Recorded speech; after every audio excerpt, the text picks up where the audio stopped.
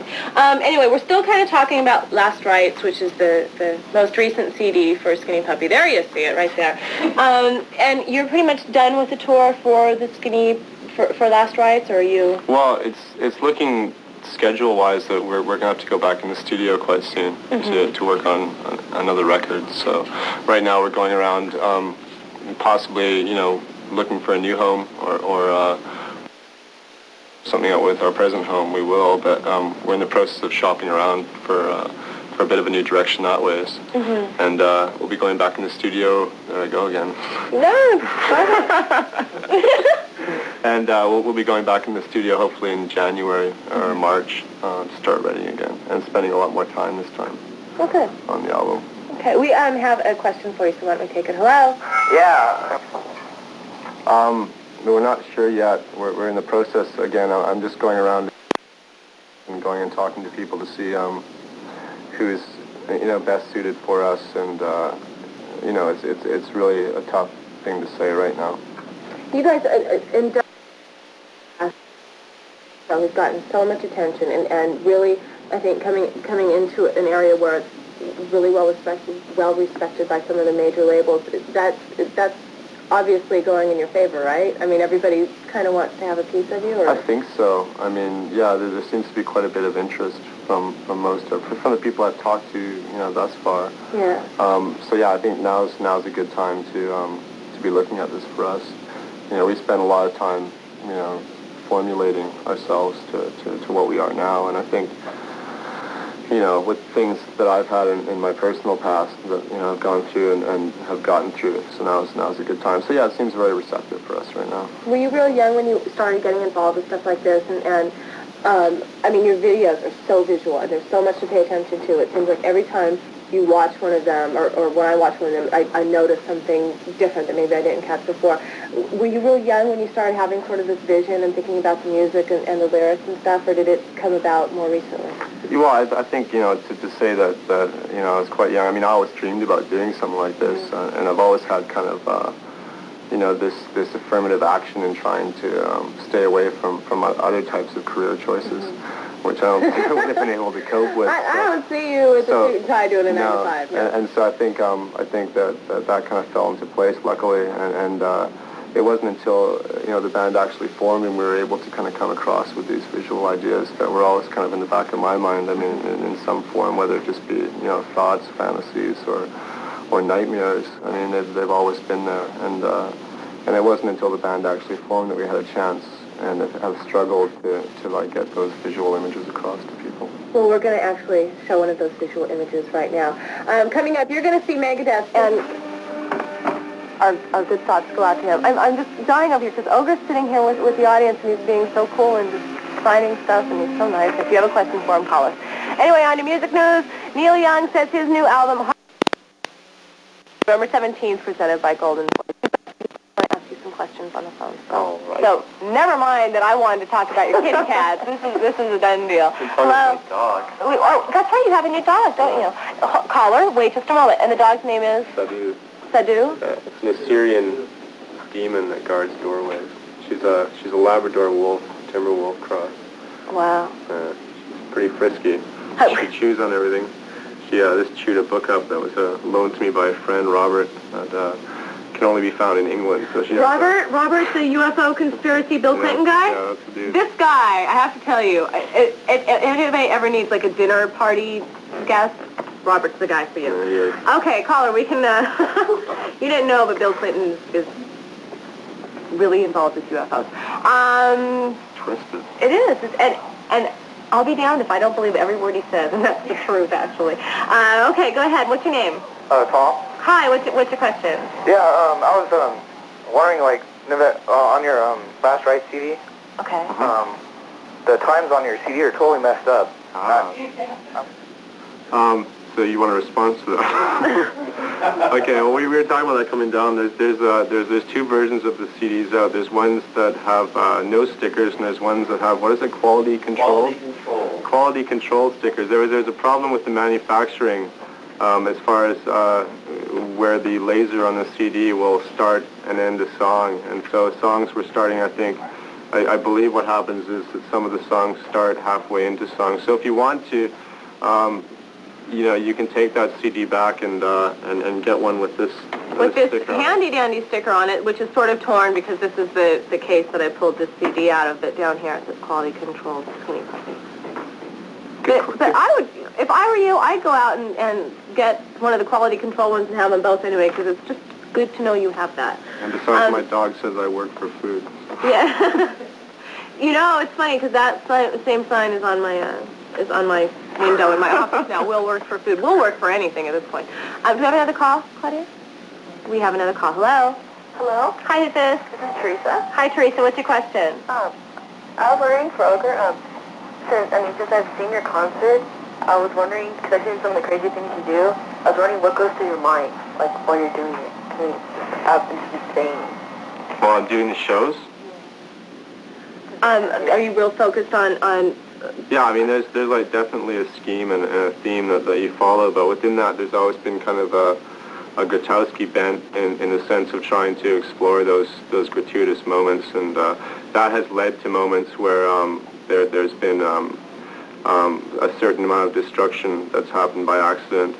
An example would be in Tampa, in Florida, one year we were using an ice pick to simulate needle usage, and somehow it got lodged into my arm about an inch, and that was something that wasn't meant to happen, but since did was displayed, and I mean, I couldn't do anything but because I had to keep singing, and so things like that do happen that are a little out of the ordinary, but generally it's a scripted and theatrical show. And in fact, a couple of weeks ago, I was mentioning during our music news segment that you were arrested in Cleveland or Cincinnati or something for by the animal cruelty people thought that you had actually. No, it wasn't the animal cruelty people. It was somebody the show had called and said that we were experimenting and mutilating on a real live animal, a dog, and it was in fact a stuffed animal that was made by an artist out here in Los Angeles, and you could articulate it to look quite real. And that night, I guess I did a good job. And I guess. we had some plainclothes detectives come backstage and break down the door literally without showing us any ID, because we'd lost the dog the night before in Detroit. It was stolen, and we spent all night going back and forth across Detroit. I don't know if you know how I found out how big Detroit really is, trying to find this dog, and we found it at 7:30 in the morning right before we had to go. So we were quite protective of it. And these police came in and wouldn't show us ID, and then when they saw it was a stuffed animal, they obviously turned bright red and then proceeded to find other things to charge us with, and we were eventually charged with disorderly conduct. And knowing you, I can see that would be absolutely the case. Yeah, well, it was ridiculous because what had happened was they were telling Kevin, the other guy in the band, to sit down, and he wouldn't. It was like a drill sergeant in your face, and he wouldn't, by saying this is our space, which it was by law. I mean, really it was. They had no right coming in there. And when he told Kevin that he was going to the jail, I stood up, and he was, I wasn't going to let Kevin go down there by himself. And at that point, uniformed police came in and saw this, and they let the detectives allowed them to take over, and they bashed me up against the wall, handcuffed me, and we were out of there. So it was a real sick sort of formula used to extract this from the club and make a big thing out of what was, what should be considered a big thing that's happening in laboratories and testing facilities around the world at a far greater, number and degree. Which is something that has been demonstrated in your videos before, and we'll get to more calls, if not in this segment, in the next segment. And you've shown the animal experimentation in a video before. Have you gotten any backlash for any of that? And the next part of that, are there any videos that really sort of get you? Because we were talking about the Nine Inch Nails video, where it didn't affect like you and Sean, where you just kind of like, okay, no big deal. But for me, I'm going, oh my God, they're drilling him there. Right. Well, the Nine Inch Nails video is an example of, that video would stand alone regardless, whether it had a song behind it or not. It's done by Jonathan Rees, who is kind of the cinematographer and DOP for Survival Research. So it has a life of its own, and I found it quite interesting, and it's a good video. But again, it's all these things are not real, and I think as far as that gut feeling you get from it, I mean, it proves the point that type of simulated violence is far more cathartic and is not destructive and does not have the effect on society that society deems it to have on people. We did this, a similar experiment with a film called Guinea Pig at our last tour by showing these exquisite scenes of Japanese snuff, which were simulated, and yet our audiences found them to be real, and their reaction, thusly was very disturbed, very angry towards us, and that proved the point that again, there's a far different set of emotions that are released when something is considered real or determined to be real. And I'm sure that's the same thing that you went through. So it becomes a cathartic experience, and that's healthy, I think. And we need to see more videos. So coming up, you're going to see Jane's Addiction. I think a Jane's Addiction video. I'm not entirely sure which one. Mountain Song. There you go. It's for Lucia and Paramount. But right now, here is Skinny Puppy Spasmolytic. It's for all the people here in the studio. Catch request video. The music you've been hearing coming in from each commercial break has been from Last Rites, which is the Skinny Puppy CD. Beautiful. You guys, you being part of Pigface this coming week, you're going to be touring. What's the story with that? We're touring to support the new album Fook, and it will be coming along with the same circus type of attitude. I'll be 9 musicians, a cellist. We're bringing back the anti-tank guitar with Matt Scholz from Labraport. Bassist is Flower. One of the girls singer, I can't remember her name, I haven't met her yet.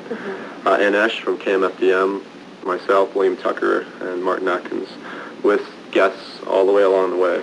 Do you know when you'll be coming into L.A.? We're coming into L.A. on the 11th. We're playing at the Palace of December. Very good. And there'll be the Fook Baby in the background. Tim Gore, who does our special effects, is making a Fook Baby, which is on the album cover. I don't know if people are familiar with what the album cover looks like. No one has the album cover here, do they? Yes. You do? Well, young man, run right up here. While he's getting that, why don't we take a phone call as to not waste a minute of our time. One phone call. Hello? Yeah. Hi, who's this? That's Dan from Woodland Hills. What's your question? I wanted to ask Nivek, are you thinking about any solo projects?